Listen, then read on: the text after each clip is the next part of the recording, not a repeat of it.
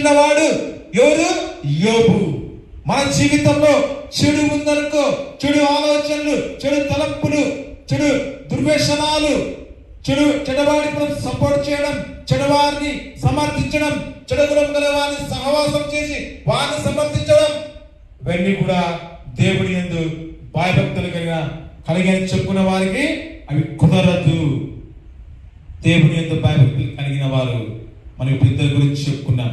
షడ్రక్, మేషక్, అబేద్నెగో అనే వారు ఆ యొక్క ప్రతిమకు మొక్కకపోయినా లోపల అగ్నిగుణంలో పడవేసినప్పుడు ముగ్గురు వ్యక్తులు లోపల ఉన్నారు. షడ్రక్ అని 4వ వాడుగా దేవుడు వాళ్ళని రాజు అంటాడు, అయ్యా నీ దేవుడు నిజమైన దేవుడు, ఈ దేవుడు నిన్ను రక్షించిన గాక వచ్చే బయటికి అంటాను. హల్లెలూయా. రాజుకే 4వ వ్యక్తి కనపడతాడు. ఇక్కడ చూడండి, అదే విధంగా న్యాయవర్తనుడు. మనం చూస్తే సొలొమోను రాజు బైబిల్లో చూస్తే ఆయన రాజ్యములో ఆయన న్యాయం చేసినాడు. ఒక ఇద్దరు స్నేహితులు లేడీస్ ఉన్నప్పుడు, ఒకే ఇంట్లో ఉన్నప్పుడు ఒక పాప చనిపోతుంది, ఒక పాప ఉంటుంది, కానీ వాళ్ళు మార్చుకుంటారు. అంటే మోసం జరుగుతుంది అక్కడ.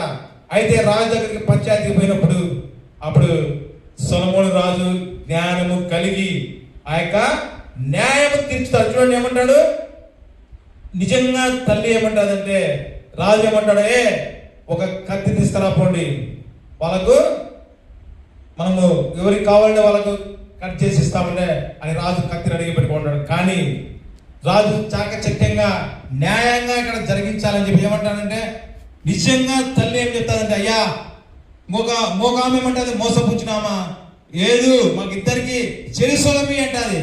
కానీ నిజమైన తల్లి ఏమంటది, ఇంకొక ఏమంటదంటే, అయ్యా నాకు ఏకపోయినా పర్వాలేదులే, ఆమె దగ్గరనే నా బిడ్డ ఉంటామన్న. హల్లెలూయా.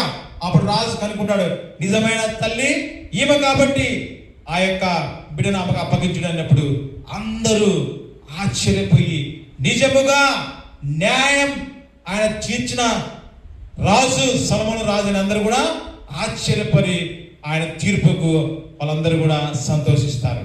అనగా మనం ఎలా ఉండాలా? న్యాయం ఉండాలా. లోకంలో న్యాయం ఉండదు. వాడు నిత్యంగా తప్పు చేసినా వాడికి సంబంధించిన వ్యక్తులకైతే వారికి ఏం చేస్తారు, వాడు తప్పు చేసినా కూడా ఆ తప్పును కప్పిపుచ్చేదానికి వాడు తప్పు చేయలేదే అంటాడు. హల్లెలూయా. అది కాదు, యోబు కూడా ఇక్కడ అనేక శ్రమలు, అనేక ఇరుకులు, అనేక అవమానాలు, కుటుంబంలో భయంకరమైన పరిస్థితులు సంభవించినప్పుడు కూడా తన యథార్థతను అతను విడిచిపోలేదు.